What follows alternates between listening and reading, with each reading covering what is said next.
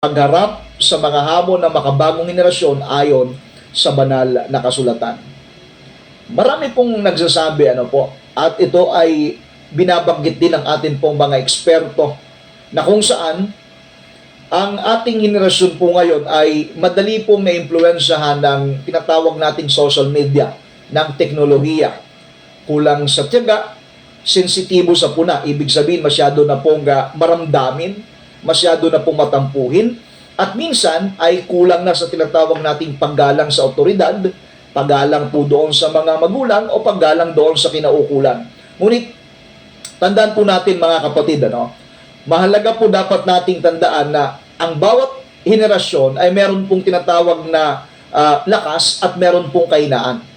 Hindi lang po yung ating titingnan dyan yung kanilang kahinaan, kundi meron din pong lakas, merong kombinasyon po yan merong lakas at merong kahinaan yung atin pong yung atin pong bawat henerasyon na dumadaan.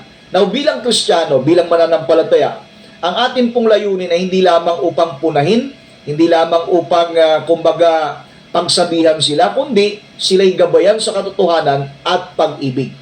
Yan po yung dapat na ilagay natin sa atin pong puso at isipan. Tayo pong mga mananampalataya, ang atin pong layunin, bakit natin tinatalakay ito, bakit natin pinag-uusapan, hindi upang punain, hindi upang kutsain, hindi upang hatulan o usgahan ang kasalukuyang henerasyon, kundi ang layunin po natin, sila'y ating gabayan sa katotohanan at pag-ibig. Kaya nga, masyado po itong makabuluhan, ito pong ating pagtatalakay dahil alam ko po marami pong nakaka-relate. Marami pong mga magulang ang nagpapahayag ng kanilang positibong komento sa atin pong discussion dahil kumbaga ranas po nila ito, maging po ng atin pong mga kabataan. Kaya please bear with me na ito pong ating pag-uusapan ay maging kapaki-pakinabang sa atin ngayong gabi dahil ang pinag-uusapan nga po natin, paano po natin haharapin ang makabagong henerasyon ayon po sa itinuturo ng banal na kasulatan. Dahil tayo po ngayon ay nasa makabagong henerasyon.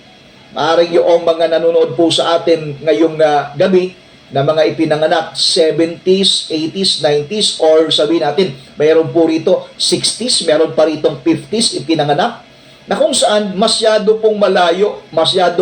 malayo yung agwat at pagitan ng mga kabataan noon sa kabataan ngayon. Ngayon na tayo po nasa makabagong henerasyon. Ang tanong, paano po natin haharapin yung mga hamon pong ito? Dahil ang hamon nga, ang ating kasalukuyang henerasyon, madaling maimpluwensya ng social media, madaling maimpluwensya ng makabagong teknolohiya, kulang sa tinatawag po nating tiyaga. Konting bagay, mabilis ma-discourage. Unlike before, makikita natin yung atin pong mga magulang, kinakailangan po muna nilang magbanat ng buto para meron silang pambaon sa kanilang klase. Pero ngayon, yung ating henerasyon, makikita natin kulang sa tiyaga. At the same time, sensitibo sa puna. Ibig sabihin, maramdamin, madaling magtampo, madaling maginanakit. At minsan, nakikitaan po natin ang kulang na sa paggalang sa mga otoridad. Ngayon, ang tanong po rito, paano po natin haharapin itong makabagong panahon pong ito, itong makabagong henerasyon, yung hamon sa makabagong henerasyon? Isa-isahin po natin ito. Number 1, sa atin po mga magulang na nakikinig ngayong gabi, ito po yung mga dapat nating gagawin in order for us to face the challenges of this new generation according to the scriptures. Okay, number 1, makinig bago magtuwid. Makinig ka muna bago ka magtuwid o bago mo itama. Anong ibig natin sabihin makinig? Kapag nararamdaman po ng mga kabataan na sila po ay pinakikinggan, mas bukas sila upang tumanggap ng tinatawag nating payo. Ang ibig natin sabihin, sa mga kabataan po sa panahon ito, sila ay mas interesado na merong makikinig sa kanila. Ibig sabihin, we need to listen first. Kinakailangan po nating makinig bago tayo magtuwid. Dahil kapag nararamdaman po ng mga kabataan, pinakikinggan sila, ibig sabihin sila'y importante yung kanilang sasabihin, importante yung kanilang i-voice out, nandoon mas bukas silang tumanggap ng payo. Ano pong sabi ng Santiago 1:19? Ang bawat tao ay maging matulin sa pakikinig, mabagal sa pagsasalita, mabagal sa pagkagalit. Ang sabi po ni Santiago, tayo po ay maging matulin sa pakikinig, pero maging mabagal tayo sa pagsasalita, maging mabagal tayo sa pagkagalit. Kaya nga, una nating binanggit dito, makinig muna bago magtuwid. Mas mainam na tayo po ay mabilis tayong makinig sa halip na mabilis tayong magsalita. Ang problema po kasi minsan, hindi pa natin napapakinggan, salita na kagad tayo ng salita. Naririndi yung bata, kaya imbis na mag-open, hindi na po makapag-open. Kasi nga, inuunahan po natin ang mga pagsasalita. Tingin po, marami po mga kabataan po ngayon alok o kaya ay naiilang magsalita, naiilang mag-share, magbahagi dahil hindi pa nga nagsasalita, pinuputakti na ng tinatawag nating mga pananalita. Kumbaga, binubungangaan kaagad. So number one, dapat po sa atin pong mga magulang, sa mga guardians o yung mga nagbabantay, dapat nating maintindihan mga kapatid, yung tinatawag nating pakikinig muna bago magtuwid. Pakinggan po muna natin yung atin pong mga anak na kung saan ay sila po yung binibigyan po natin ng atensyon sa kanila po mga dapat na i-share sa atin. Na kung saan ito po bagay na ito ay unang dapat nating tinitingnan upang nasa ganon tayo po ay maging epektibo sa pag-deal sa atin pong mga kabataang ito. Now, tandaan po natin yung unang bagay na binabanggit natin. Ano po yun? Makinig bago magtuwid. Maging epektibo yung ating pagtutuwid kung makikinig muna tayo sa kanila. Ibig sabihin, unawain muna yung kanilang pinagdaraanan. Pakinggan natin. Kumbaga, sabi nga natin, yung mga taong nadidepress, yung mga taong nadidisappoint, yung mga taong naririndi, yung mga tao na kung saan ay madilim yung kanilang yugto ng buhay na kinakarap, alam po ninyo, most of them, hindi po nila kinakailangan na pagsalitaan. Most of them, hindi po nila kinakailangan yung payuhan mo ng payuhan. Ang kinakailangan po lang, number one, may mga taong handang makinig sa kanila. Kaya, number one na dapat nating gagawin according to the scriptures, maging matulin tayo sa pakikinig, mabagal sa pagsasalita. Ibig sabihin, makinig muna tayo bago tayo magtuwid, bago tayo magtama, bago tayo magdisiplina, makinig muna tayo. Magtanong tayo bago magbigay ng tinatawag nating gabay. Magtanong tayo bago tayo mag-conclude, bago tayo kumbaga magbigay ng payo. Kasi nga, pag hindi natin alam yung buong kwento, mabilis magsalita ng mga bagay na pwede nating sabihin, pero tama ba? Maitatama lang natin kung naunawaan natin yung buong kwento, yung buong istorya. Para pambagang doktor. Yung doktor, pag pupunta ka sa kanya, magpapacheck up ka, of course, tatanungin ka, idadiagnose ka muna. Tatanungin, ano ba yung masakit sa'yo? Hindi mo lang pwedeng sabihin sa doktor, doktor ka, dapat alam mo kung anong sakit ko. Doon sa iyong sasabihin, doon siya magbe-base kung ano yung ipapagawa sa'yo, kung anong laboratories ang dapat mong i-undergo.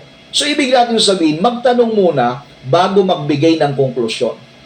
Huwag ka agad magpapayo ng hindi natin alam yung kabuuan. Ano ba yung pinagdadaanan nitong batang ito, itong mahal natin sa buhay. Magtanong muna bago magbigay ng konklusyon. Sumunod, iwasang husgan agad yung kanilang motibo. Huwag ka agad mag-judge. Huwag natin sabihin, mali ka kasi, ikaw kasi. Kumbaga, huwag natin kaagad husgahan, huwag natin kaagad atulan, magtanong muna bago tayo magbigay ng konklusyon. Again, tayo po ay kinakailangan makinig muna bago magtuwid. Bago natin ituwid, napakalaga nung tayo muna ay dapat nakikinig. Naglalaan tayo ng oras upang makinig.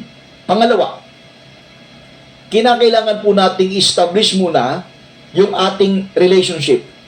Hindi lang yung ating mga rules, hindi lang yung mga patakaran. Ibig natin sabihin, iayos muna natin ang ating relasyon sa atin pong mahal sa buhay, sa atin pong kapwa, bago tayo maglatag ng patakaran. Bakit? Mas madali pong tumanggap ng disiplina ang isang tao kapag kaalam niyang siya ay mahalaga sa iyo. Paano natin may papakitang mahalaga sa iyo? Nag-establish ka ng relasyon sa kanya. Ipinaparamdam mo sa kanya na mahal mo siya, ipinaparamdam mo sa kanya na nandyan ka, nagkakalinga ka sa kanya. Ngayon, pag naramdaman niya yan, dapat mo maintindihan mga kapatid, hindi po mahirap na impose yung mga patakaran. Kasi nga, mas madali po nilang matatanggap yung disiplina dahil alam nilang sila'y mahalaga sa iyo. Ang sabi po ng Efeso 6:4, mga ama, huwag ninyong ibunsod sa galit ang inyong mga anak, kundi sila'y inyong alagaan sa disiplina at aral ng Panginoon. Sabi po instruction dun sa mga ama. Anong sabi dyan? Huwag ninyong ibunsod, huwag ninyong imungkahi sa galit, huwag ninyong ipuprovoke yung inyong mga anak sa galit, kundi sila'y alagaan sa disiplina at aral ng Panginoon. So, paano po natin gagawin? Maglaan ng oras para makausap sila. Gaano ka man po kabala, gaano ka man po ka-busy sa iyong mga gawain, sa iyong hanap buhay, maglaan ng oras upang makausap sila. Next, alamin yung kanilang interest, alamin yung kanilang pangarap. Ano ba yung gusto nila? Ano ba yung pangarap nila? Kumbaga, andyan ka, nakaalalay sa kanila eh. Kumbaga all throughout the way, nararamdaman nila, nandiyan ka na handa na gumawa ng mga iba't ibang pamamaraan upang yung kanilang interest, yung kanilang pangarap ay magkaroon ng katuparan. Next, ipakita mo na ikay nagmamalasakit, hindi lamang naguutos. Kaya nga, ito pong pagmamalasakit natin, ito'y nagpapakita na nag-establish tayo ng tinatawag nating relasyon, hindi lang basta yung tinatawag na mga patakaran, hindi lang yung mga house rules, kundi dahil nag-establish tayo ng magandang ugnayan, magandang relasyon, so naglagay ka ngayon ng mga patakaran. Yung patakaran yan ay magbibigay ng proteksyon sa kanila at maging sa inyong pamilya.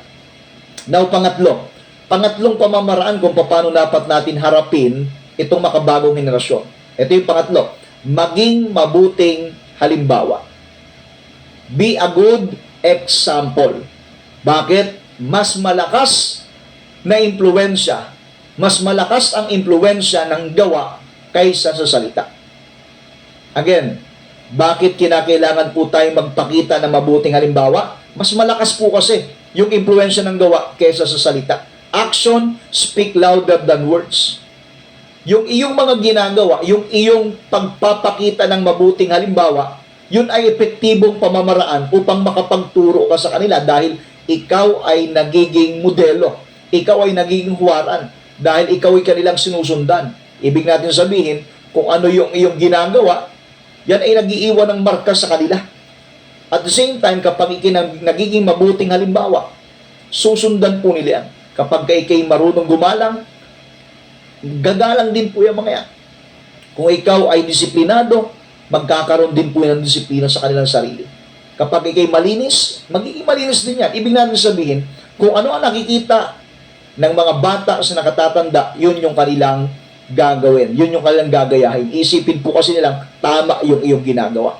Now, ano pong sabi ng unang Timoteo 4:12? Maging halimbawa ka sa pananalita, sa pamumuhay, sa pag-ibig, sa pananampalataya, sa kalinisan. Binibigyan tayo ng advice ng Bible na maging mabuting halimbawa saan?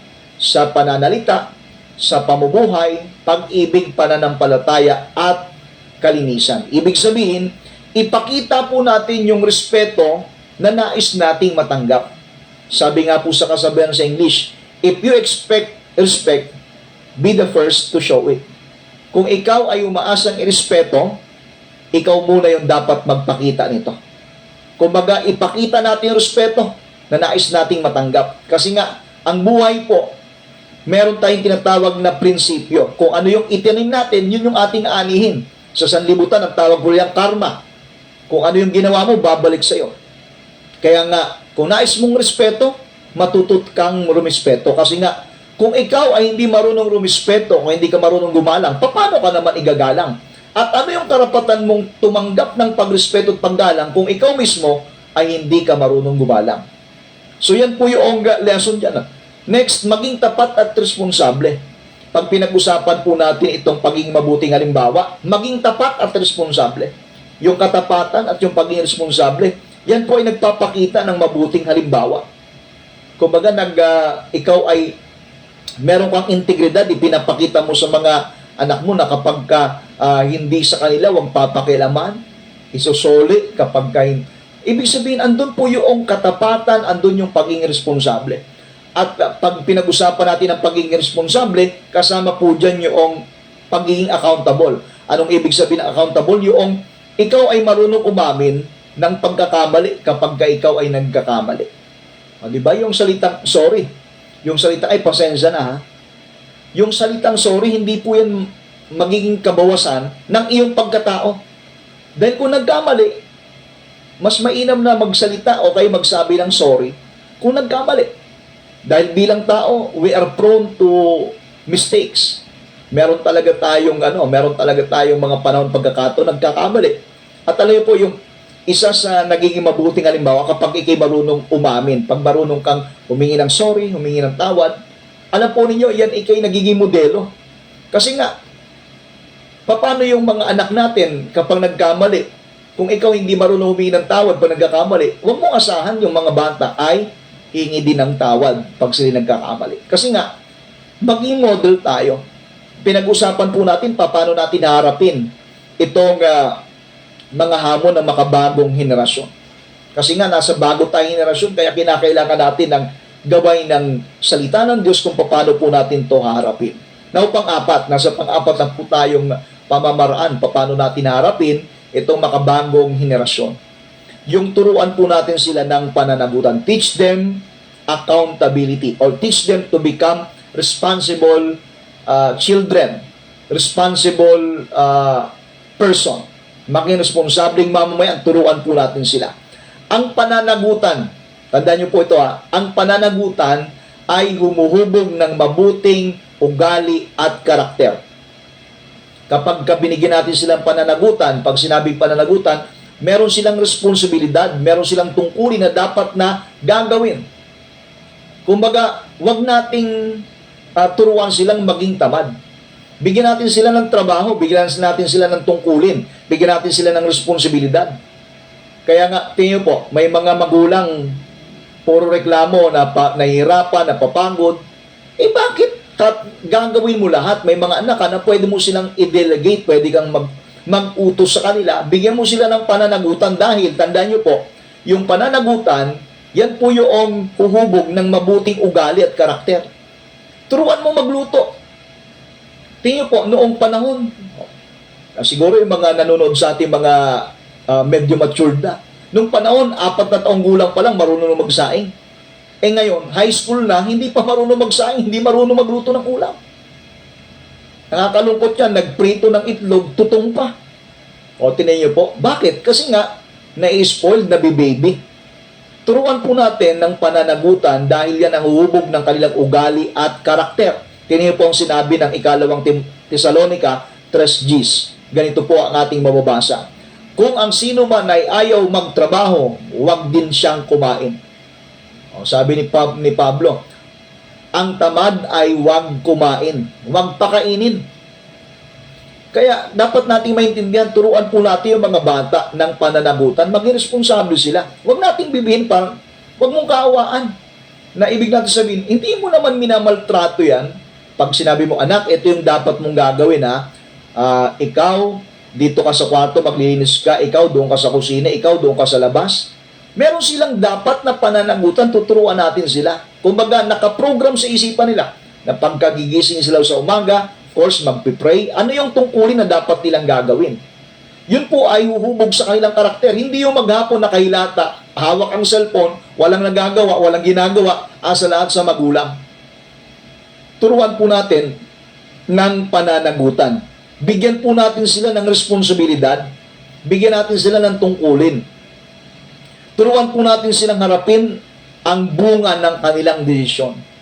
Kumbaga, turuan po natin sila na, kumbaga, ay nandoon yung kanilang pagtayo sa kanilang sariling mga paa. Kahit ka po yung mga batang maliliit, Tingin po yung mga batang maliliit. Ito po yung nakikita natin. Kapag yung bata, halimbawa, nadapa, siyempre, normal po niyan, iiyak yan.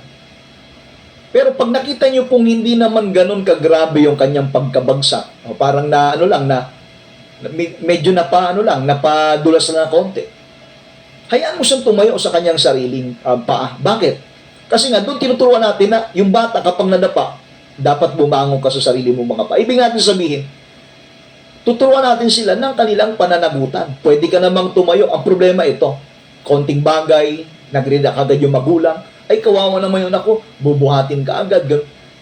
Kumbaga, ngayon nabibaby yung atin pong mga henerasyon ngayon. Kaya nga, mapapansin po natin, yung kulang na sa tiyaga, wala nang mga pagsusumikap. Bakit? Kasi nakaasang lahat sa magulang. Ibig natin sabihin, nandun po yung kanilang nandun yung kanilang pagiging spoiled, na kung saan meron silang inaasahan na dapat sila yung pwedeng gumawa ng mga bagay na kaya naman nilang gawin.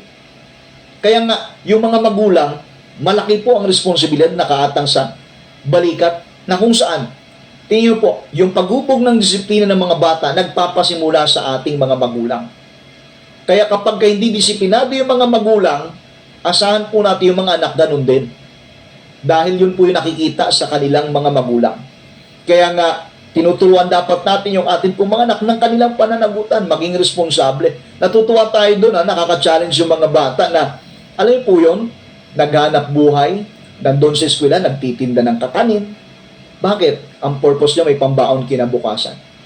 Tapos may mga bata na binigyan mo ng 20, binigyan mo ng 50. Galit, bakit ito lang? Ano mabibili ko nito? May mga bata, sila muna ay maghanap buhay, magtatrabaho muna, magtitinda muna kung anong ititinda nila, para mayroon silang pambaon kinabukasan. Ikaw, binibigyan ka lang, tapos ikaw ay choosy pa. Mapili ka pa. So, dapat bigyan po natin sila ng tinatawag nating responsibilidad. Turuan po natin silang harapin yung bunga ng kanilang desisyon. Hikayatin po natin silang magsikap sa halip na umasa sa madaling paraan. Turuan po natin. Kumbaga, nandun po yung pagsusumikap na okay, dapat meron kang gagawin ito. Hindi yung palaging hingi lang ng hingi. Kumbaga, pagsumikapan lang din nila yung kanilang hingin. Ibig natin sabihin, maging worth it, maging worthy sila na tanggapin kung ano yung kanilang bunga ng kanilang pinagpagalan. Kaya napakagandang bagay itong atin pong pinag-uusapan dahil ito yung pamamaraan paano natin naharapin yung makabagong henerasyon. Now, panlimang paraan paano po natin naharapin ito po makabagong henerasyon, magsalita ng katotohanan na may pag-ibig. Speaking the truth with love. Yan. Magsalita ng katotohanan pero may pag-ibig. Ibig sabihin, may pamamaraan na yung totoo, bagamat masakit, pero pag may pag-ibig, hindi po nila alintana yon. Minsan po kasi may pananalitang totoo, tapos walang kalakip na pag-ibig, sa halip na makabuti, nakasama pa. Now, ang pagtutuwid ay dapat may layuning i-build, iayos, yung relasyon sa halip na ito ay masira. Sabi po ng Efeso 4:15, sa halip magsalita tayo ng katotohanan na may pag-ibig. Yun po yung dapat nating ipinapractice. Sa iyong pagsasalita, meron kang diin sa pagsasalita mo, pero meron pong kalakip na pag-ibig. Pwede ka naman magsalita na hindi pabulyaw. Pwede ka naman magsalita ng meron pong diplomasya. Kumbaga, dahil minsan sa pamamaraan nating pagdidisiplina, hindi rin natin nagigain yung kanilang, yung kanilang respect dahil mali yung ating pamamaraan. Now, ito yon. Paano po natin gagawin yung magsasalita ng katotohanan na may pag-ibig? Ito, number 1, iwasan po yung pangungutya o kaya ay pamamahiya.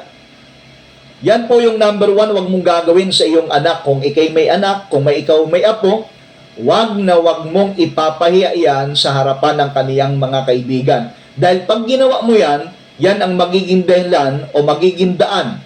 Yan ang pagsisimulan bakit magre-rebelde yung bata sa'yo. Kasi ipinahiya mo, lalo kapag kayan ay may isip na. Salimbawa, andyan yung mga barkada niya. Binulyawan mo, ipinahiya mo, asahan mo magre-rebelde ang batang yan. Wag mong gagawin po yun. Mas mainam, tawagin mo at kausapin mo personally. Kayong dalawa. O within your family. Huwag mong ipapahiya, huwag mong kutyain, huwag mong ipahiya. Dahil hindi natin magigain yung kanyang respect. Magsalita ka ng katotohanan na may pag-ibig. Iwasan yung pangungutya, iwasan yung ipahiya yung bata. Pangalawa, ituon yung puna sa maling gawa, hindi sa kanyang pagkatao. ang pinipinpoint natin ng ating pagtutuwid, pagdisiplina, yung kanyang maling ginawa. Hindi yung kanyang pagkatao, hindi yung kanyang personalidad. Kasi minsan nagiging personal eh. Minsan yung mga hindi dapat ungkatin na ungkat. Ang dapat nating punahin, ang dapat nating iayos o kaya ay idisiplina, yung kanilang maling gawain. Yun ang ipapaunawa natin sa kanila. Ito natin doon, huwag kang lalayo. Minsan po kasi, kung ano-ano nang nasabi, kung ano na nababanggit, dahil doon sa galit, sama ng loob, nawawala yung kanilang focus doon sa dapat na punahin, yung maling gawa, napupunta doon sa pagkatao. O salip na magkaroon ng magandang ugnayan, salip na mas mapalapit, lalayo yung loob kasi nga, hindi mo na pinuntusan kung ano yung maling gawain, ang pinuntusan na natin yung kanyang pagkatao. Sunod, ituwid ng may malasakit at pag-unawa. Ituwid natin. Kakausapin natin yung dahilan, bakit natin sila itinutuwid, bakit natin sila itinatama. Na kung saan, nararamdaman po nila kapag yung ating ginagawa talaga ay nandun yung ating concern. Now, pang-anim na pamamaraan upang harapin natin yung mga hamon ng makabagong henerasyon, bantayan ang mga impluensya. Ito po ay napapanahon at ito po ay kinakailangan talaga natin. Bantayan po natin yung mga impluensya o yung kanilang nagiging dahilan na nakaka-impluensya sa kanila. Ngayon, malaki po yung epekto ng mga kaibigan, malaki po yung epekto ng social media, at yung kanilang mga pinanunood sa paghubog ng kanilang ugali. Yung kaibigan, yung social media, tingin po yung karakter, Bakit gano'n na lang po yung parang pag-iba, yung pagpihit ng ugali ng kasalukuyang henerasyon. Dahil malaki po yung epekto ng kaibigan. Sino ba yung palagi nakakasama niya? Kapag ang palaging kasama niyang barumbado, definitely matututo yung maging barumbado.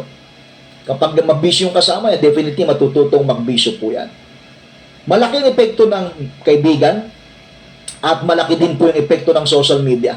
Sa social media, lahat po dyan pwede mong matutunan eh. Lalo tigit yung mga influensyang mali. Makikita mo dyan yung parang nagpo-promote. Alam ko nyo sa social media, lalo po sa balita, di ba ang mga balita ngayon, ipinapakita yung mga worst cases. Ano yung worst cases? Yun pong mga patayan, yung aksidente. Sa balita, siguro, pag check natin yung mga balita, siguro 10% o wala ngang 10% ang magbabalita ng good news eh.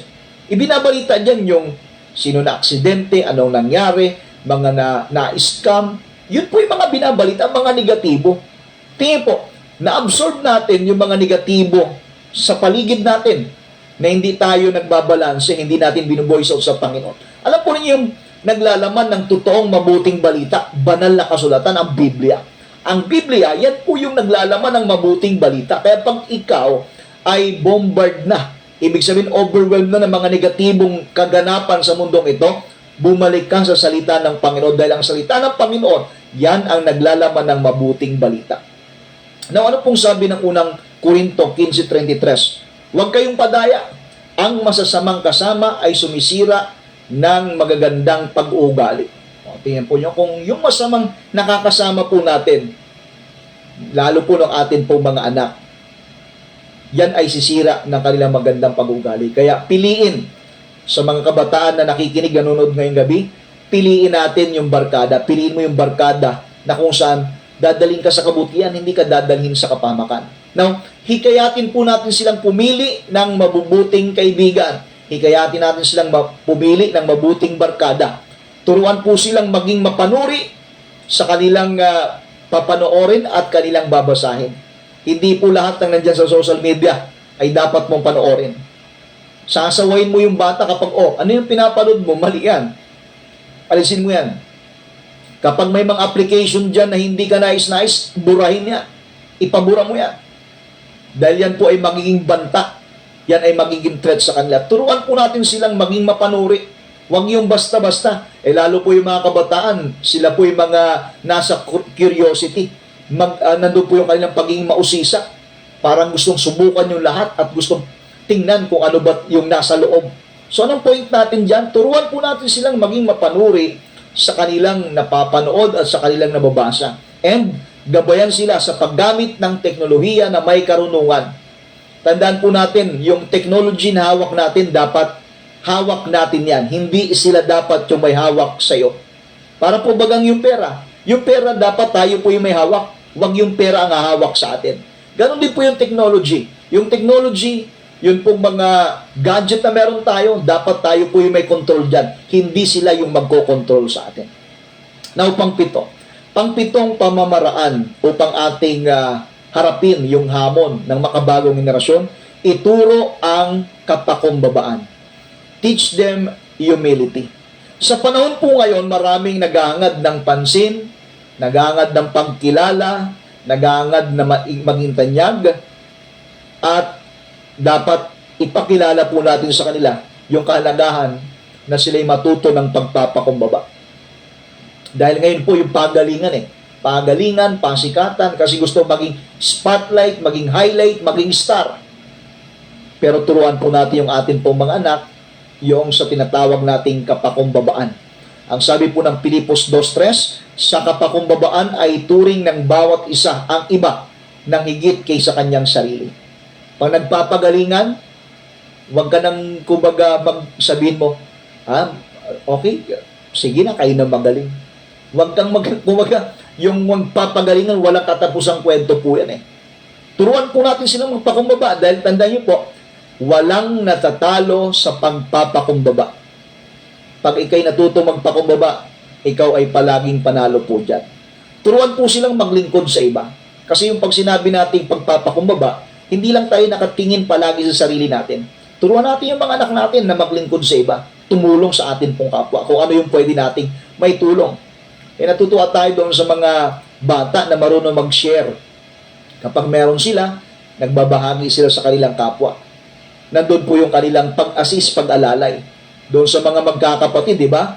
Mas mainam na hindi nagbabangayan. Nagtutulungan dapat. Nag-aalalayan sa isa't isa. Hindi nagkakaroon ng... sa magkakapatid, normal na nagkakaroon ng alitan, nagkakaroon ng away, pero tandaan po natin, yung pong pagtulong sa magkakapatid, napakahalagang aspeto niyan. Bigyang halaga ang mabuting karakter kaysa popularidad. Hindi natin hangad yung sumikat, hindi natin hangad yung tayo po'y maging kilala o maging bantog. Ang mas mainam po dyan, mayroon tayong maayos na karakter. And of course, kasama po dyan sa pagpapakumbaba, sanayin po natin silang maging mapagpasalamat. Yun pong mga anak natin, yun pong mga bata, turuan po natin silang maging bukang bibig nila yung pasasalamat. Kahit kaunting bagay na kailangan tanggap, salamat. Dahil pagka marunong tayo mag-appreciate ng mga bagay na dumarating sa atin, meron pong biyaya pong babalik palagi sa atin. Kasi nga, ikaw lang din meron kang binigyan. Nung binigyan mo, grabe yung kanyang pasasalamat, labis-labis yung pasasalamat. Kumbaga, down to earth yung kanyang pasasalamat. Diba sa susunod, hindi ka magdadalawang isip, bigyan pa. Pero yung tao na matapos mong bigyan, ikaw pa ay, kumbaga, meron pang komento sa'yo, binigyan mo na, meron pang panlalait, sa susunod hindi mo na bibigyan. Kaya nga, sanayin po natin yung mga bata na sila po'y maging mapagpasalamat. Dahil yung pagpapasalamat, yan po ay bukang bibig ng mga mananampalataya. Ngayon, ang sagot sa mga hamon ng henerasyon ngayon ay hindi puro reklamo at hindi rin po kritisismo. Hindi po yung mga pagpuna. Ang sagot ay pagmamahal, pagtuturo, mabuting halimbawa, pagtiyatsaga, at panalangin. Yan po yung sagot.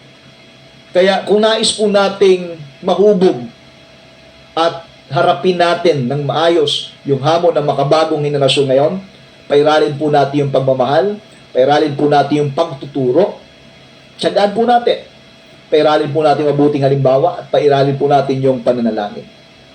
Kailan po yan? Ang sabi po ng Kawikaan 22:6, turuan mo ang bata sa daan na dapat niyang lakaran, at paglaki niya ay hindi niya ito lilimutin, hindi niya ito hiwalayan. Turuan po natin habang bata pa. Hubugin natin sila sa landas na dapat nilang lakaran. Unawain po natin sila bago natin husgahan, gabayan sila bago parusahan, at mahalin sila habang itinuturo ang katotohanan ng salita ng Diyos.